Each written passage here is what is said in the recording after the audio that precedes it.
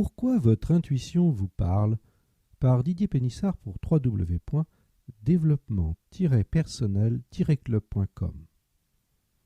La semaine dernière, un de mes correspondants de ce blog et moi étions en pleine conversation sur la question de l'intuition. Médecin de profession, rien ne prédisposait pour que cette faculté soit la source de son intérêt. D'esprit rationnel, il avait tendance à ne pas y croire. Un sentiment intérieur le guide dans ses jugements de médecin.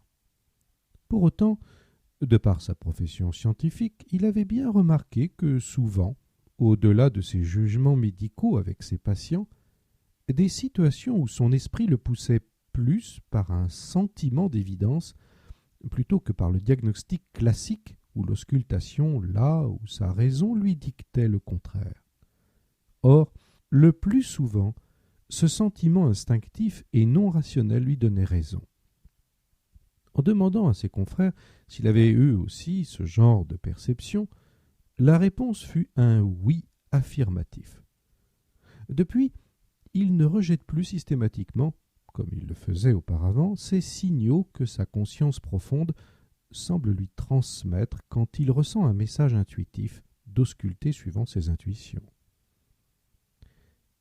Il n'écoute pas son intuition et est victime d'un vol.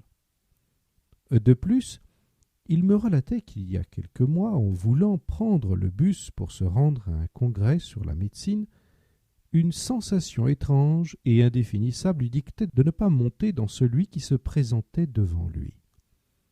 Aussi étrange que cela puisse paraître, ce médecin ressentait comme une impression très négative à l'idée de prendre ce bus précisément. Pourtant, il y avait de nombreux éléments qui lui disaient qu'il pouvait le prendre. Mais cette impression négative restait néanmoins forte et très présente. Puis, sa raison l'emportant, il monte tout de même dans le bus et prend place. Quelques minutes après, un homme se lève de son siège et semble titubé par une nuit trop alcoolisée. Il se heurte aux passagers du car. Or, à l'arrêt suivant, notre homme éméché descend pour vivre sa vie en prenant la première rue qui se présente. Le médecin fut stupéfait de constater que son portefeuille avait disparu de son manteau. D'autres passagers découvrant eux aussi que leur téléphone portable avait été dérobé. L'homme qui semblait ivre était en réalité un pickpocket très habile et malin. Une théorie scientifique nous dévoile que l'intuition est quasi permanente. C'est le Stanford Research Institute, ou SRI, qui a été le premier à émettre une théorie scientifique sur l'idée que nous recevons tous des messages intuitifs. Ainsi, des chercheurs ont émis l'hypothèse que nous recevons en permanence des informations dites extrasensorielles, donc au-delà de nos 5 sens. Et cette théorie nommée PUMIR, Psy-Mediated Instrumental Response, indique que l'immense majorité de ces informations intuitives ne parviennent pas à la conscience. Elles sont stoppées avant de les capter. Ceci explique leur rareté. En clair, nos pensées, nos occupations ou préoccupations, notre esprit majoritairement logique et qui cherche à tout analyser, brouille et parasite les messages intuitifs qui nous parviennent. Or, en filtrant chaque perception que nous percevons, notre mental rationnel inhibe leurs interceptions dans notre conscience. Les 3 critères pour détecter une véritable intuition. D'après le professeur Douglas Dean, il est au contraire très judicieux d'écouter nos messages intérieurs. Ce sont, dit-il, des messages intuitifs pertinents et fort utiles. La meilleure manière d'identifier une réflexion analytique banale d'une intuition est de repérer 3 éléments. 1. La question révélatrice. Rapidement posez-vous cette question. Est-ce que j'ai des raisons logiques de penser à cela, là, maintenant ?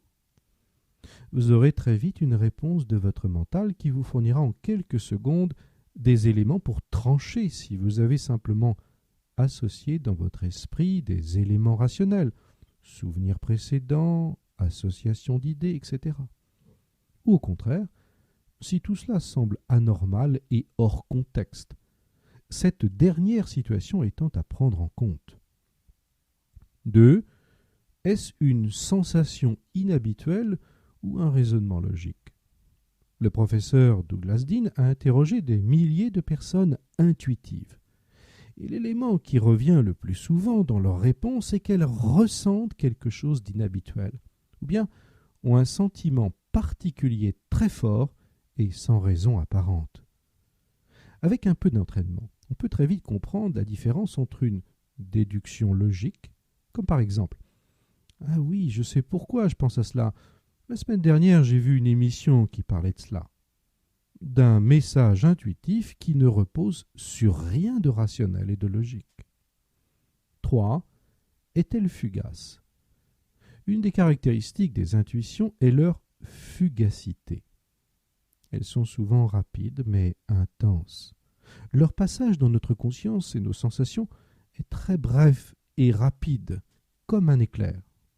En revanche, quand il s'agit d'une impression tout à fait normale, elle s'installe progressivement en nous, comme peut le faire un souci qui s'enracine.